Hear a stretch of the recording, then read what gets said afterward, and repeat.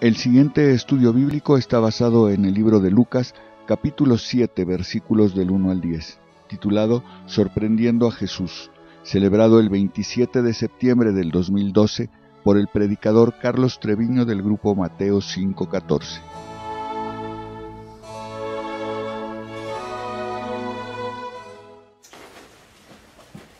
Muy bien, el estudio de esta noche lo podríamos titular Judas Iscariote. Y cuando yo menciono ese nombre, difícilmente encontraría yo una persona que me diga, yo no sé nada de eso. ¿De qué me estás hablando? ¿Quién será ese individuo? ¿Es uno de los héroes de la independencia? ¿Alguien que peleó en la Primera Guerra Mundial? Pues no, es bien que sabemos acerca de este personaje, Judas Iscariote, uno de los apóstoles, supuestamente, entre comillas, apóstoles de Jesús. Capítulo 6 de Lucas, en el versículo 12, la palabra de Dios dice así: En aquellos días él fue al monte a orar y pasó la noche orando a Dios. Y cuando era de día llamó a sus discípulos y escogió a 12 de ellos, a los cuales también llamó apóstoles. A Simón, a quien también llamó Pedro, a Andrés su hermano, Jacobo y Juan, Felipe y Bartolomé, Mateo, Tomás, Jacobo, hijo de Alfeo, Simón, llamado Celote, Judas, hermano de Jacobo, y Judas Iscariote, que llegó a ser el traidor. Bueno, pues la primera pregunta que nos podemos hacer es ¿qué pasó? Ahora que conocemos la historia, porque hemos leído en la palabra de Dios cómo es que este individuo se comportó con Jesús y todos los detalles de la traición que él tuvo para con Jesús. Y aquí el versículo 12 es pues muy claro, en donde se nos dice que él fue al monte a orar y pasó la noche orando a Dios para que lo llenara totalmente en la voluntad del Padre y escogiera a esos 12 que llamó apóstoles y que serían el pilar poderoso para la construcción de la iglesia de Dios. También hacemos recalcar que Jesús no tuvo un plan B. Si me fallan estos, afortunadamente tengo a tipos como Mauricio o como Francisco Javier, allá en ese siglo, que poderosos en la palabra, ellos los puedo yo, ya en un plan desesperado para que no, porque vienen después siglos y siglos de edificar la iglesia. Imagínate que se me vaya a caer, mejor tengo un plan B, pero no fue así. No hay nunca plan B en las cosas de Dios. Pero dentro de este plan maravilloso de Dios de tener a estos apóstoles, y hemos visto la personalidad de cada uno de ellos, ya hemos hablado de estos 11 y hoy nos toca hablar del último, que es Judas Iscariote, y hemos llegado a la conclusión que hay un denominador común muy fuerte, muy poderoso en estos hombres. Hombres pecadores, hombres no dignos de ser esos seleccionados de Cristo, que cada uno cometió 1000 faltas, que tenían muchas debilidades en su carácter y que podrían, y lo hicieron, tropezar a ellos mismos y a los demás, como Pedro, que pues muy bocón y muy listo para morir por Cristo, pero A la primera de cambio se lo niega la noche de su pasión y lo niega 3 veces. Y es más, Cristo le dice con mucha anticipación, tú me vas a negar. ¿Cómo yo no? ¿Cómo crees? Jamás haría yo una cosa así. Y él lo niega terriblemente. Lo traiciona, es la palabra. En esa noche, estando en el patio de Caifás, por temor de que él también sea identificado con Cristo y que a él también lo agarren y tenga la misma suerte que él estaba viendo ya, tener a Cristo. Y él lo traiciona. Dice la palabra de Dios específicamente, y no me quiero meter mucho en él porque vamos a hablar de otro personaje. Dice la palabra específicamente que él blasfemó de Jesús. Y sin embargo, en la soberanía de Dios, pues vamos a entender algunas cosas que él hace para nuestra enseñanza. Y vamos quizá a comprender mejor por qué él escogió, sabiendo de antemano, desde antes del principio de los siglos, lo que iba a pasar. Él de todas maneras escogió a este hombre, Judas Iscariote. Y bueno, la palabra traición es una palabra fuerte. Muchos traidores hay en la Biblia. Está lleno de traidores. Ahorita vamos a ver, voy a nombrar algunos, pero quizá tenemos que reconocer que es el oficio popular y común de toda la humanidad. Nosotros mismos podríamos ser llamados traidores. El hombre es un traidor. El hombre le ha quedado mal a Dios. El hombre ha blasfemado contra Dios. Hoy en día, más que nunca, vemos cómo está de perdida la humanidad, lejos de los diseños de Dios, en donde el hombre se burla de Dios. Dios soy yo. ¿Qué Dios? Ese es del siglo XIII, ignorantes, la edad oscura. ¿La Biblia? No, hombre, la Biblia escribieron unos hombres. La Biblia es un simple libro lleno de mitos y de cuentos. ¿Tú todavía crees en lo que dice la Biblia? Por favor. Y eso es lo que en estos días es un traidor el hombre. Después de lo que Dios ha hecho a favor del hombre.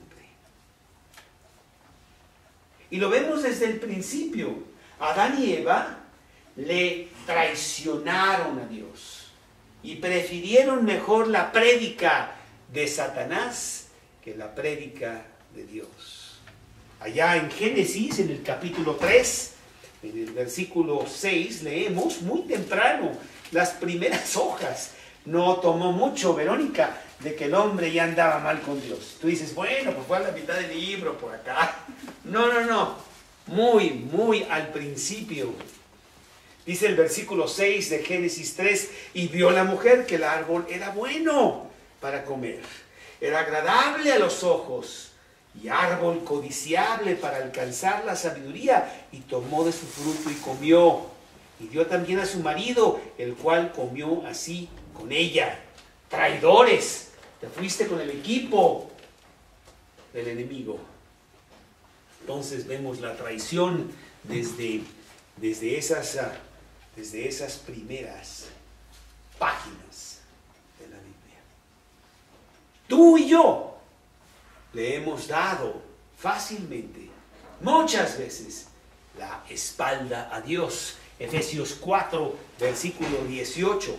Efesios 4, versículo 18. Dice Efesios 4, 18. Teniendo el entendimiento entenebrecido, ajenos de la vida de Dios por la ignorancia que en ellos hay, por la dureza de su corazón. Ya, ese es el hombre. Totalmente ajeno a las cosas blasfemando contra él. Entonces, no nos es extraña esta palabra, traición.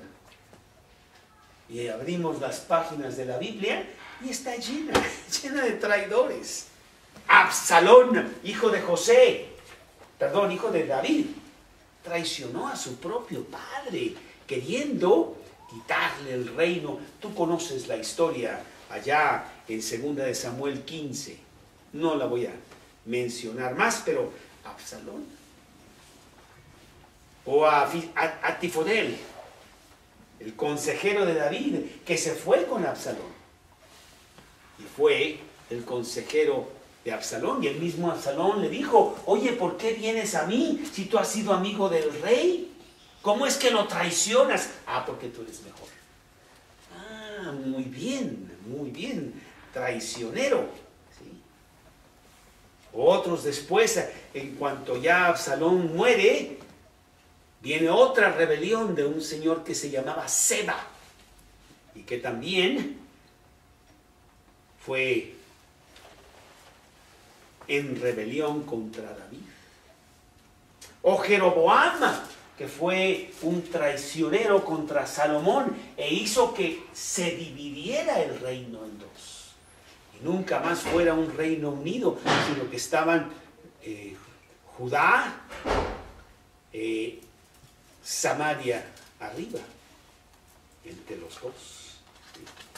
Y así, tantos y tantos traidores. Atalía, que manda a matar a todos sus nietos cuando su hijo muere para ser ella reina de Judá, y traiciona a su propia familia.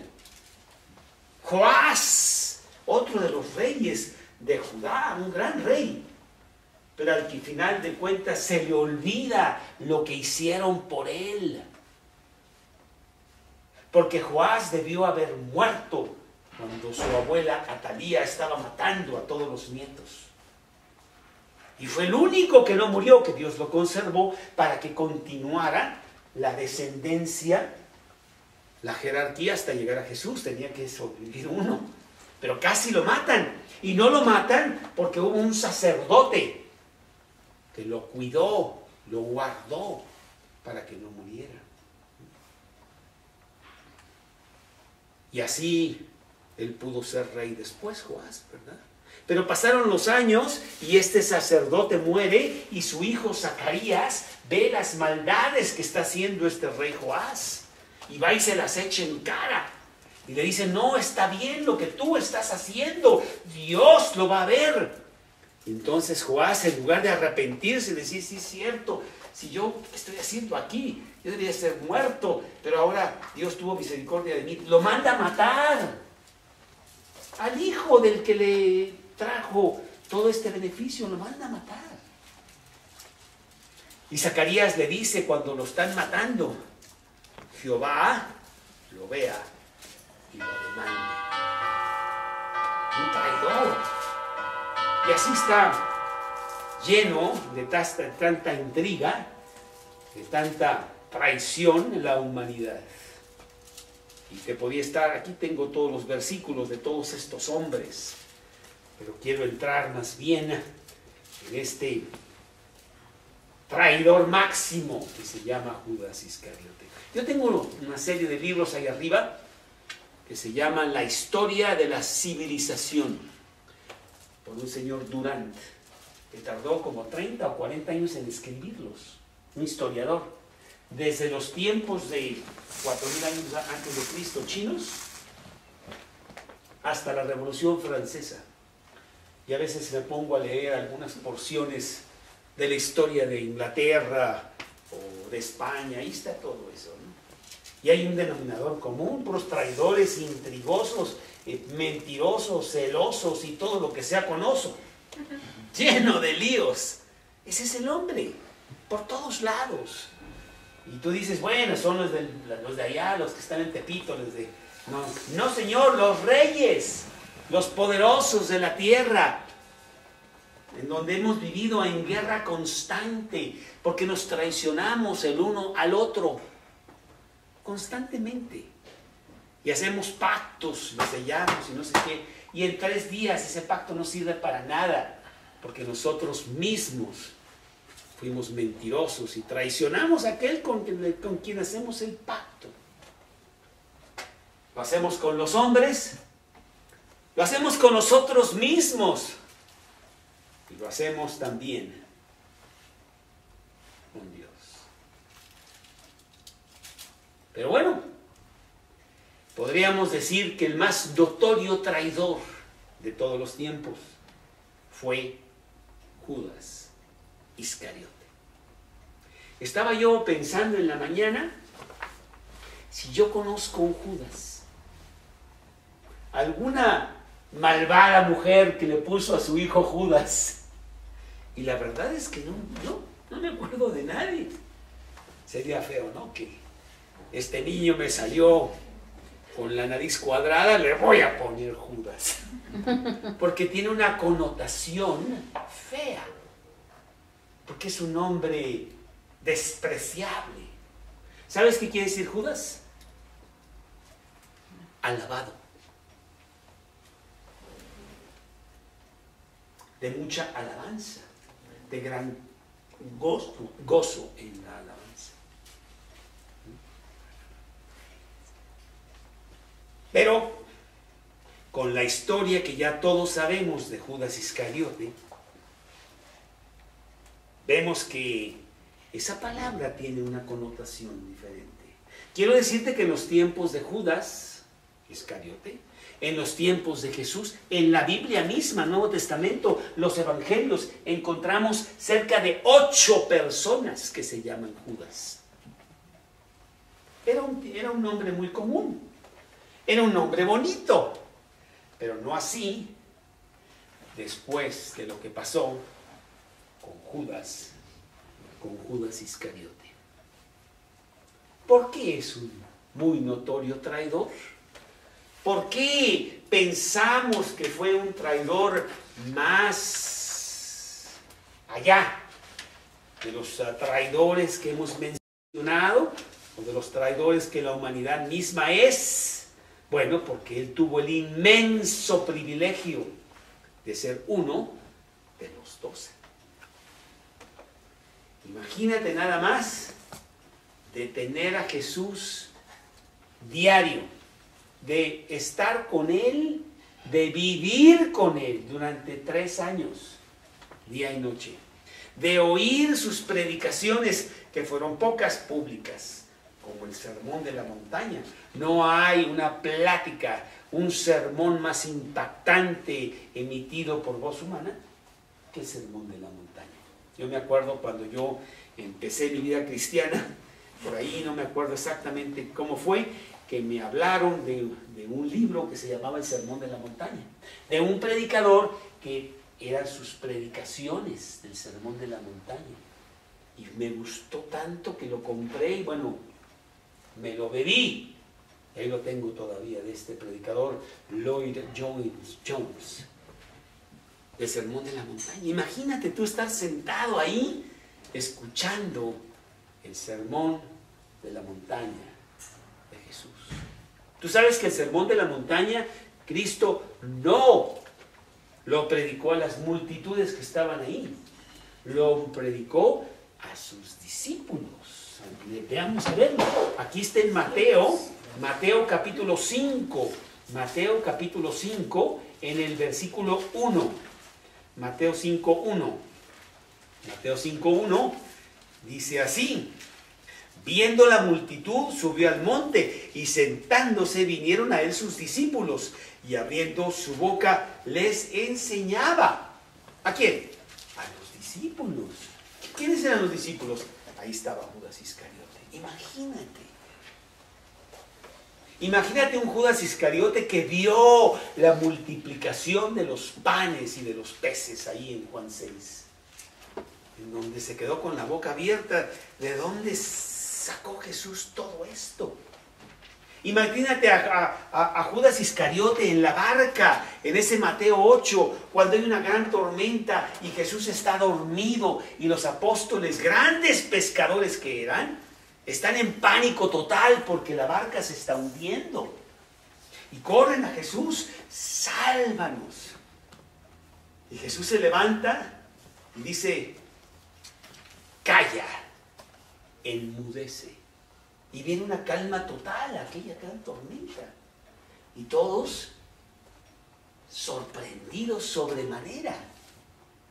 ¿Quién es este hombre que aún el viento y la lluvia le obedecen? Imagínate los leprosos como Simón el leproso. Imagínate la resurrección de Lázaro. Un hombre que ya estaba en la tumba 4 días y ya hería, dice el versículo. Judas Iscariote le dio todas estas cosas. Entonces, ante todo esto, era para que su corazón fuera quebrantado ante tan grande privilegio de estar con Jesús durante estos 3 años. Pero finalmente traicionarlo por miserables 30 piezas de plata. Tú dirías, no, fueron 6 billones de dólares. No, tampoco, ¿verdad? Pero fueron 30 piezas de plata. Su traición solo ilustra la profundidad de la maldad del corazón humano. En la mejor de las circunstancias. Ya no estamos hablando de una circunstancia terrible. En lo mejor de lo mejor, vemos cómo es el corazón humano. ¿Cómo soy yo? Y Dios quiere que nosotros veamos eso con claridad, para que corramos a Él buscando un Salvador que nos salve de este corazón terrible que yo tengo. El nombre de Judas hoy es sinónimo de lo peor. Ni siquiera de la Malinche. La Malinche, ya ves que aquí en México decimos, traidora, ya fuiste con Hernán Cortés, y le decimos a muchos, ¿verdad? Que te pareces a la Malinche tú. No, pero aquí está peor la cosa, obviamente. Cuando se menciona el nombre de Judas, se menciona con su traición, como lo hace Lucas. Todos los versículos que hay con respecto a Lucas hablan de su traición. Inclusive en este versículo de Lucas 6, en donde estamos ahora, Lucas 6, versículo 16, y Judas Iscariote, que llegó a ser el traidor. O Juan, vamos a Juan capítulo 6, por mencionar algunos. Juan capítulo 6, versículo 71, hablaba de Judas Iscariote, hijo de Simón, porque este era uno de los, porque era el que le iba a entregar y era uno de los 12. Siempre se menciona a Judas Iscariote con relación a su traición misma. Aquí mismo también en Juan capítulo 13, Juan 13,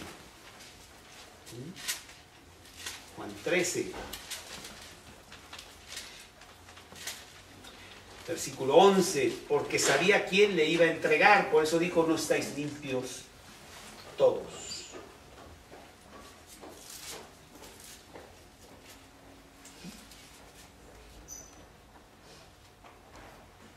Y así muchos otros versículos, todos los versículos mencionan a este hombre como un traidor. Mateo 10:4 también da la lista de los apóstoles y menciona a Judas Iscariote, el que lo entregó. La historia de Judas también muestra cómo Satanás usa a la gente. Vemos con mucha claridad que este ser también traicionó a Dios. Allá en Ezequiel, capítulo 28, Ezequiel, capítulo 28, tú, querubín grande, protector, yo te puse en el santo monte de Dios, versículo 14 de 28. Ahí estuviste en medio de las piedras de fuego, te paseabas. Perfecto eras en todos tus caminos, desde el día que fuiste creado hasta que se halló en ti maldad. Traidor, ¿no? Y Satanás se lo pasa al hombre. Y lo traemos todos nosotros. Y Judas Iscariote fue usado por Satanás para maquinar y llevar a cabo la destrucción de Jesús, pensando que así destruiría a Dios mismo. Juan, capítulo 13, versículo 2. Juan 13, 2. Dice así, Juan 13, 2. Y cuando cenaban, como el diablo ya había puesto en el corazón de Judas Iscariote, hijo de Simón, que le entregase. Entonces Satanás pone en el corazón de Judas que entregue a Jesús. Un plan que ya tenía para finalmente destruir a Jesús y no llevar a cabo lo que Jesús estaba haciendo. Satanás como que no entendió que al morir Jesús era el triunfo realmente, pero él maquinó la muerte de Jesús. Y vamos a ver cuatro cosas con respecto a Judas Iscariote. La primera, su nombre, que ya hablamos un poco de esto aquí en la introducción, el nombre de Judas Iscariote. Muchos tenían el nombre de Jesús. Era un nombre muy bonito, pero le hubiera puesto a su hijo Judas en lugar de Dani. Pero ya con todo esto ya no lo harías. ¿Sí? Y significa alabar. Hijo de Simón, el hijo de Simón Iscariote. Iscariote quiere decir de la ciudad de Cariote, que la podemos ver en Josué 15:25. Acá en el principio de la Biblia, Josué, capítulo 15, versículo 25. Keriot, ahí está la ciudad de Keriot. Y ahí era el padre de Judas Iscariote, que se llamaba Simón Iscariote. Judas Iscariote era el único que no era Galileo.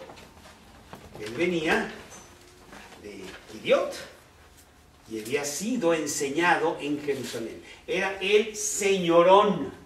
Los de Galilea eran simples pescadores vulgares ahí que con problemas sabían leer. Judas sí que sabía. Y los demás, como no eran parte del grupo, así como que lo veían un poco apartado y le daban respeto a él. Pues era el que sí sabía leer bien, ¿sí? Separado de los demás, y le concedieron que él guardara la bolsa, probablemente porque era el que realmente contaba bien, traía su calculadora así rápidamente, ¿verdad? O su regla de cálculo, no sé qué se usaba en esos días, pero él sí sabía contar bien. Y tenía la bolsa del dinero, que después llegó a abusar de ella ampliamente.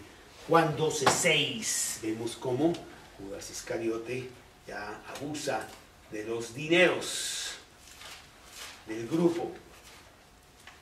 Juan 12:6. Pero dijo esto no porque se cuidara de los pobres, sino porque era ladrón y teniendo la bolsa sustraía de lo que se echaba en ella. En realidad, desde el punto de vista físico, no era diferente a los demás.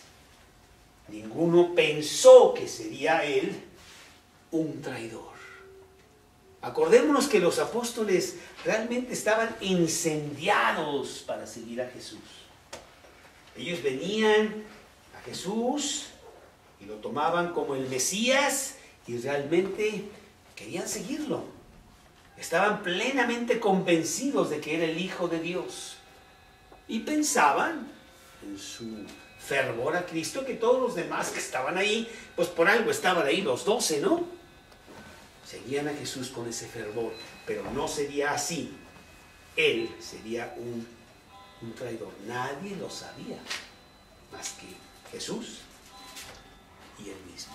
Claro que los apóstoles no sabían a plenitud qué es lo que este Mesías iba a hacer.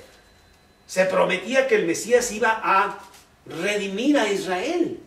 Pronto saldría todo su poder, echaría a los romanos fuera y entraría otra era de oro de los judíos, ¿verdad? No sería así. Pero independientemente, sí había un corazón lleno para Jesús. Y lo respetaban mucho y querían seguirlo. Y cuando Jesús les dice, ¿queréis vosotros también iros? Todos ya se fueron por la predicación que acabo de dar, que es muy, muy dura. ¿Se quieren ir ustedes? Y Simón Pedro, en representación de todos, dijo, ¿a dónde iremos? Tú tienes palabras de vida eterna. En ese momento Judas debió haber corrido. La predicación fue muy fuerte. El que no come mis palabras, el que no me sigue con todo su corazón, no es mi discípulo. Dura palabra es esta, dice Juan 6:66. Desde entonces muchos de sus discípulos ya no andaban con él. Se hicieron atrás, se echaron atrás. Juan 6:66, ¿por qué no se fue Judas? Bueno, porque seguía a Jesús como los demás, ciertamente. Y todos habían comido el hecho de que él era uno de ellos también. Juan 13, 21 y 22. Juan 13, 21 y 22. Habiendo dicho esto, se conmovió en espíritu y declaró y dijo, de cierto os digo, que uno de vosotros me va a entregar. Entonces los discípulos se miraban unos a otros dudando de quién hablaba. ¿Quién será? ¿Tú qué piensas? Echan una... No, yo creo que Juan.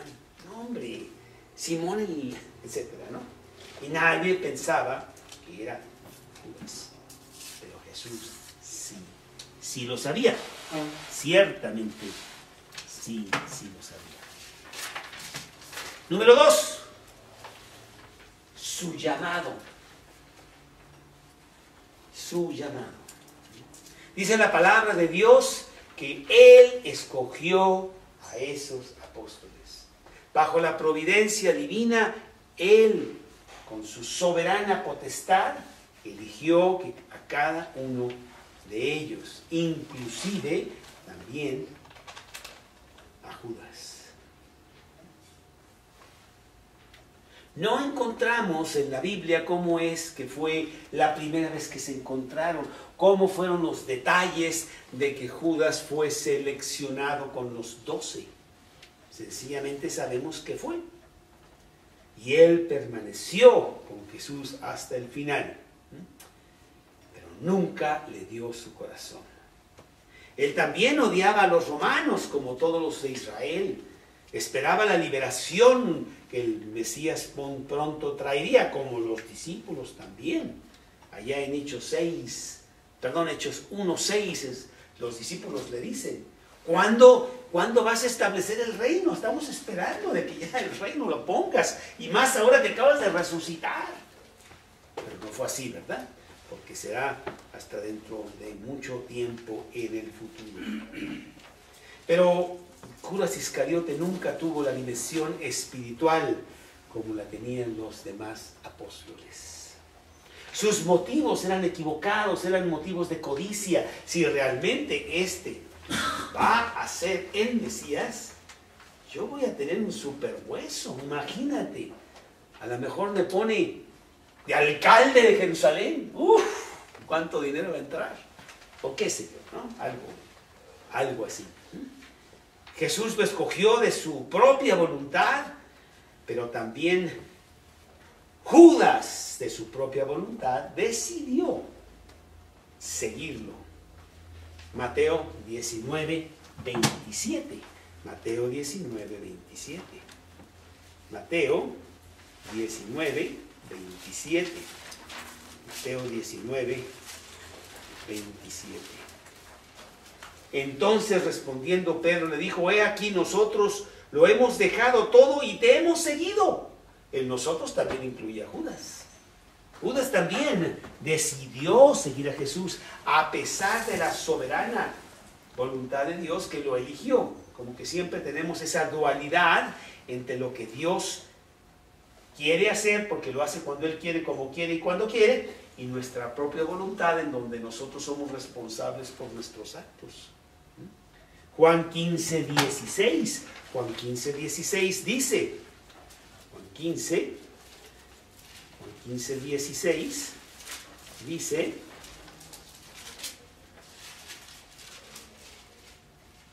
no me elegisteis vosotros a mí, sino que yo os elegí a vosotros y os he puesto para que vayáis y llevéis fruto y vuestro fruto permanezca, para que todo lo que pidierais al Padre en mi nombre, Él os lo dé. ¿Sí? Bueno, pues entonces tenemos que, Él era responsable de seguir a Jesús, pero Jesús fue el que lo eligió. Y ya estaba profetizado, Salmo 41:9, Judas 13:8, ya estaba profetizado que así iba a suceder. Y sucedió tal como se fue profetizado, pero Judas fue responsable de sus actos. Lucas 22:22. Lucas 22:22. Dice Lucas 22:22. A la verdad el Hijo del Hombre va según lo que está determinado, pero ay de aquel hombre por quien es entregado. Dice la palabra de Dios. Judas tuvo muchas oportunidades para entregarle su corazón a Cristo, pero lo rechazó, nunca lo hizo. Imagínate las predicaciones, imagínate cuando Jesús dice: no os hagáis tesoros en la tierra, donde el orín corrompe y ladrones minan y hurtan, sino haceos tesoros en el cielo. Ay, sí es cierto, Jesús tiene razón. Y yo aquí acumulando el dinero, pues no, mejor, no, Cristo, por favor. No, ¿verdad? Para nada. O la codicia, allá en Lucas 12, que también un mensaje muy fuerte. En Lucas 12:16 también les refirió una parábola diciendo: la heredad de un hombre rico había producido mucho, y él pensaba dentro de sí: ¿qué haré con todo el dinero? Y Judas escuchando: ¡ay, qué bonita parábola! Realmente me pegó esa parábola. Realmente, ¿cómo predica Jesús? Qué fuertes sus mensajes. Pero no fue así, su corazón estaba totalmente endurecido. ¿Sí? Bueno, pues es un llamado que Dios lo trajo con gran privilegio. Imagínate, Diego, ser uno de los 12. ¡Wow! ¡Qué privilegio! Entre los miles de millones de humanos que estamos en la tierra, ¿no? Después de tanto, esos 12 y él era uno. 3. Su desilusión. Vimos su nombre, vimos su llamado, vimos su desilusión. Judas se desilusionó de lo que estaba haciendo Jesús. Pronto vio que Jesús no iba a ser el león de Judá, el que iba a redimir a Israel, según ahí Apocalipsis 5:5, donde se le llama el león de Judá. No, sino que sería un cordero llevado al matadero. Bueno, esto no estaba en los planes de Judas Iscariote. Y vemos empieza su espiral hacia abajo y hacia abajo y hacia abajo, en donde fácilmente encontramos ya en los evangelios Juan 12, como él delata su corazón hacia los demás, hablando del dinero y de qué importante para él es la posición que él podría tener con Jesús. Juan 12:6. 5. ¿Por qué no fue este perfume vendido por 300 denarios y dado a los pobres? Pero dijo esto no porque se cuidara de los pobres, sino porque era ladrón y teniendo la bolsa sustraía de lo que se echaba en ella. Versículo 7, entonces Jesús dijo, déjala. Para el día de mi sepultura ha guardado esto, porque a los pobres siempre los tendréis con vosotros, mas a mí no siempre me tendréis. Bueno, Judas Iscariote jamás entendió esto. Él estaba muy metido en las cuestiones de el dinero. ¿Sí?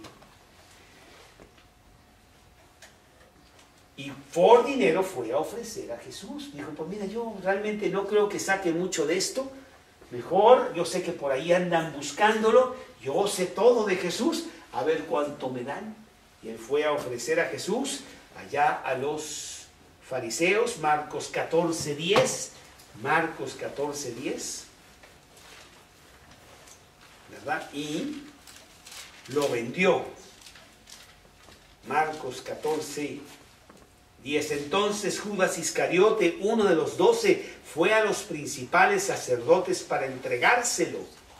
Ellos al oírlo se alegraron y prometieron darle dinero. Y Judas buscaba la oportunidad para entregarle. Ciertamente empezó a ver cómo vendría esa oportunidad, y la oportunidad vendría esa noche de Pascua, en donde Jesús dijo que iba a ir, pues él era uno de los 12, tomó nota, dijo, déjame ver, ¿a dónde dijiste que ibas a ir?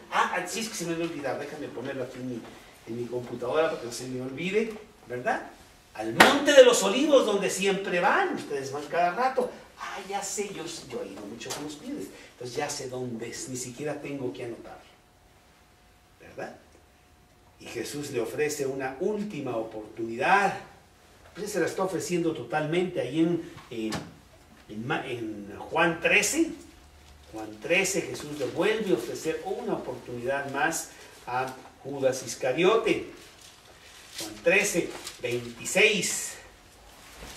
Respondió Jesús, a quien yo diere el pan mojado, ¿a qué ves? Y mojando el pan lo dio a Judas Iscariote, hijo de Simón. Era el más grande honor de una mesa, que el de la mesa le diera el pan, le diera la copa a una persona. Judas estaba a su lado. Del otro lado estaba Juan. Y Judas Iscariote estaba a su lado. Estaba en el puesto de honor. Y Judas y Jesús le ofrece a él el pan mojado. Cuando él pues hubo tomado el bocado, salió luego. Y era ya de noche. Dice que entró el demonio en él para cumplir lo que tenía que hacer. Así fue cayendo el espiral y la oportunidad se le fue. Se le fue. ¿Cuántas veces hablamos con personas de Cristo y se está yendo la oportunidad y le dices de Cristo? Como un vecino que tengo yo aquí, que le hemos hablado de Cristo desde que sus niños eran pequeños. Ahora los niños están casados y vienen a ver a la madre, que hasta sola se murió el Señor, aquí vecino nuestro. Les hemos hablado de Cristo 20 años, 20 años. Y él ya se murió. Él tuvo la oportunidad. ¿La tendrán ellos? ¿Se apiadará Dios de ellos también? Y número 4, su nombre, su llamado, su desilusión y finalmente su traición. Judas salió de ahí para ir directo al Sanedrín y decirles que el momento había llegado, que Cristo estaba listo para ser tomado por ellos y entregarlo. Y les dijo dónde estaría. Lucas 22, 39. Lucas 22, 39. Lucas 22, 39. Y saliendo se fue, como solía, al Monte de los Olivos, y sus discípulos también le siguieron. Así fue, pues, Judas a decirles a los demás que ahí estaba Jesús. Su traición no fue una cosa de locura que se le fue a la cabeza en ese momento, sino bien premeditada, bien planeada desde mucho tiempo atrás. Y luego aparece Judas al frente del contingente romano que va a prender a Jesús. Él va al frente. Mateo 26, 47. Mateo 26, 47. Mateo 26, 47. Mientras todavía hablaba, vino Judas, uno de los 12, y con él mucha gente, con espadas y palos de parte de los principales sacerdotes y de los ancianos del pueblo. Y el que le entregaba les había dado señal diciendo: al que yo besare, ese es, prendedle. Y enseguida se acercó a Jesús y dijo: salve, maestro. Y le besó. Judas utilizó una señal de amor para traicionar al Señor. Pero todavía Jesús, en una oportunidad más, fíjate cómo le contesta: amigo, ¿a qué vienes? Amigo es una palabra muy fuerte, de gran intimidad. Oye, mi amigo, mi íntimo. Como si Jesús no supiera. Le está dando una última, final oportunidad. Pero ya era demasiado tarde. Inclusive, en otro pasaje, creo que es en este acto de hipocresía, en Lucas 22, 48, hay algo que sí me impacta mucho. Creo que es Lucas 22, 48, en donde dice: entonces Jesús le dijo: Judas, ¿con un beso entregas al Hijo del Hombre? Qué impactante toda esta historia. Tenía que venir de Dios, ¿no? Que toda esta historia la hiciera Dios con un propósito. Y ahorita vamos a ver el propósito, porque Judas podemos ser tú y yo, que amamos mucho a Cristo, pero lo traicionamos en la primera oportunidad que se nos presenta. Vaya historia. Si alguien no escribió la Biblia, pues hagamos. Si Dios no escribió la Biblia, vamos a hacer Dios el que la escribió. Porque, wow, qué historias como esta. Y entonces, con eso, prenden a Jesús, y Judas tiene una gran carga de culpa. Dice la palabra de Dios que él fue, agarró esas 30 monedas y se las echó a los sacerdotes. Ya no quería esas monedas. Finalmente, Mateo 27, 3 y 4. Mateo 27, 3 y 4. Entonces Judas, el que le había entregado, viendo que era condenado, devolvió arrepentido las 30 piezas de plata a los principales sacerdotes y a los ancianos, diciendo: yo he pecado, entregando sangre inocente. Mas ellos dijeron: ¿qué nos importa a nosotros? Allá tú. Y arrojando las piezas de plata en el templo, salió y fue y se ahorcó. Su culpabilidad lo llevó a nunca poder apoderarse del perdón de Dios. Quiero hacer notar con mucha fuerza que la traición de Judas y la traición de Pedro fueron iguales. Los dos blasfemaron contra Jesús. Los dos traicionaron en el momento de gran crítica situación de Jesús. Sí, pero uno se ahorcó y el otro pidió perdón. ¿Qué diferencia? El que pidió perdón fue un gran predicador después. El otro se fue, dice la Biblia, a su lugar. ¿A dónde se fue? Al lloro y crujido. Al lloro y crujido este tiempo. Al infierno. Más le hubiera sido no haber nacido, dice Jesús. Así es. Y bueno, pobre Judas ni siquiera pudo matarse bien. Tú sabes lo que dice la palabra de Dios ahí en Hechos, capítulo 1, versículo 25. Hechos 1, 25. Dice la palabra de Dios, Hechos 1, 25. Hechos 1, 25. para que tome la parte de este ministerio y apostolado de que cayó Judas por transgresión para irse a su lugar. Pero por ahí dice que él, un poquito antes, dice que él, aquí está, 18, pues con el salario de su iniquidad, adquirió un campo y cayendo de cabeza se reventó por la mitad. La cuerda con que se quiso ahorcar, no sé qué pasó, ¿verdad? No le salió bien y realmente se murió porque se cayó, más que por la horca. Así es, su culpabilidad lo atormentaría por el resto de la eternidad. Tú sabes lo que pasa en el infierno, ¿verdad? En el infierno, pues tus pecados nada más siguen siendo revividos constantemente en gran remordimiento y arrepentimiento, y en este momento sigue todavía con más y más y más y más culpabilidad allá en el infierno. ¿Sí? Pues muy bien, pues esta es la historia de este hombre que se llamó Judas Iscariote. Y las lecciones, rápido, para terminar, las lecciones de la vida de Judas. 1. El mayor ejemplo de oportunidad perdida. ¿Cuántas personas les hablamos de Cristo y año tras año? Y aquí yo tengo predicando 25 años. Y aquí mis vecinos nos ven todos los jueves. Todos.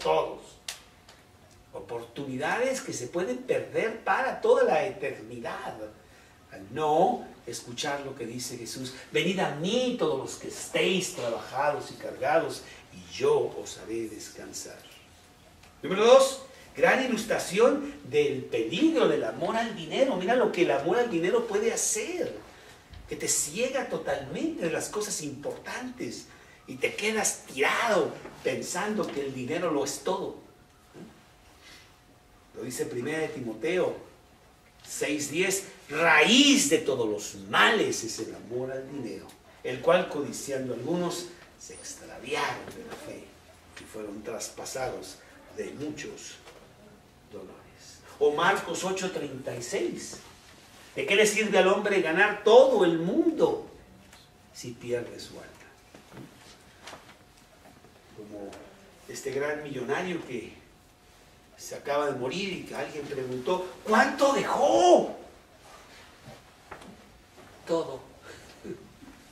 No importa lo que haya sido, dejó todo. Dejó absolutamente todo. 3. Un ejemplo de traición espiritual que lo vemos constantemente. Hay que examinarnos a nosotros mismos, no sea que nosotros tengamos también de lo mismo. 4. Un gran ejemplo de paciencia. Dios en su paciencia nos espera y nos espera y nos espera hasta el último momento cuando lo llama amigo. 5. Satanás usa a cualquiera, a uno de los discípulos, Juan José.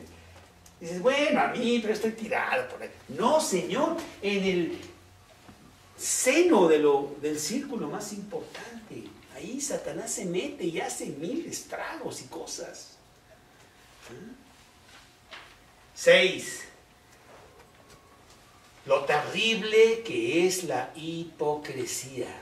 No seamos hipócritas, sino realmente entendidos de la voluntad de Dios. Y número 7. Nada puedo hacer contra la soberanía de Dios.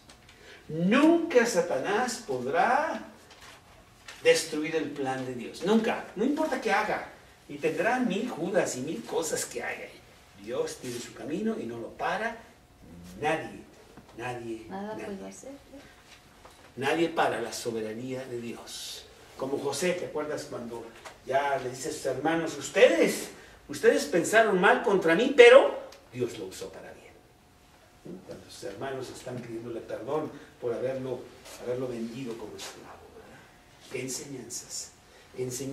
Pero yo creo que la enseñanza más grande es la enseñanza para ti y para mí. Que nosotros mismos podemos caer a lo más profundo después de haber sido seleccionados por Dios para ser sus discípulos. Y vemos el ejemplo de Pedro y vemos el ejemplo de Judas. Uno no creyente y otro creyente. Y tú puedes caer terriblemente a grandes profundidades de traición. Y nos da miedo. Y decimos, el principio de la sabiduría sí es el temor a Dios. Porque el que dice que está bien, entonces está empezando a estar mal. Hay que estar agarrados de Dios. ¿Dónde estás tú? ¿Dónde estás tú con relación a Dios? ¿Realmente es tu Salvador personal? ¿Es tú? Y te agarras de Él desesperadamente para que te salve de ti mismo, puesto que tú puedes ser esta historia o la de Pedro. ¿Dónde estás tú con relación a Dios? Vamos pues a inclinar nuestros rostros. Vamos a clamar a Dios. Ahí desde lo profundo de tu corazón, habla tú con Dios.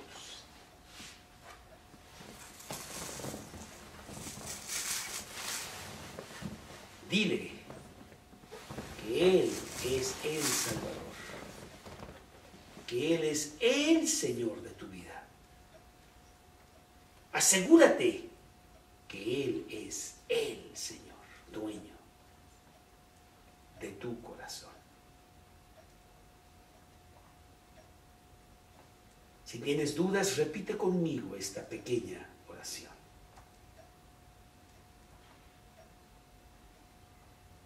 Dios, aquí está mi corazón abierto.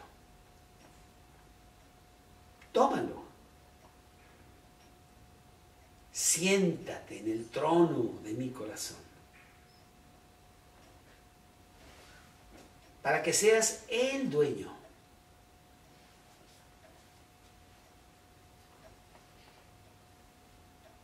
Perdona mis pecados. Regálame la vida eterna.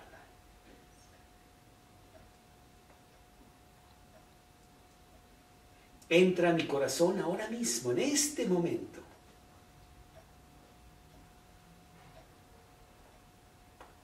Te lo pido en el nombre de Cristo Jesús.